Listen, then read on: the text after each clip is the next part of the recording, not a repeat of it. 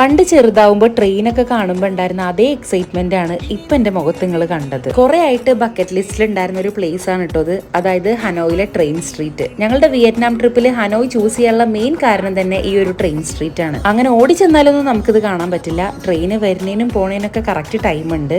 And ഇവിടെ ഈ റെയിലിന്റെ അപ്പുറവും ഇപ്പുറവും ചെറിയ കടകളാണ് കേട്ടോ. നമ്മൾ അവിടെ ചെന്നിട്ട് എന്തെങ്കിലും ഓർഡർ ചെയ്തിട്ട് വേണം അവിടെ ഇരിക്കാൻ. ട്രെയിൻ വരുന്നതിന്റെ ഒരു 10 മിനിറ്റ് മുമ്പ് തന്നെ വലിയൊരു ബെല്ലൊക്കെ നമുക്ക് കേൾക്കാട്ടോ. ഇപ്പൊ എല്ലാവരും പ്രിപ്പയർ ആയിട്ട് ഇരിക്കുകയാണ്. ട്രൈപോഡിൽ ക്യാമറയും ഗോപ്രോ ഒക്കെ വെച്ചിരിക്കുകയാണ് കേട്ടോ. പിന്നെ ഞാൻ നോക്കുമ്പോൾ ഉണ്ട് സോഡാ കുപ്പിയുടെ അടപ്പൊക്കെ ആ റീലുമ കൊണ്ടേ വെക്കണു.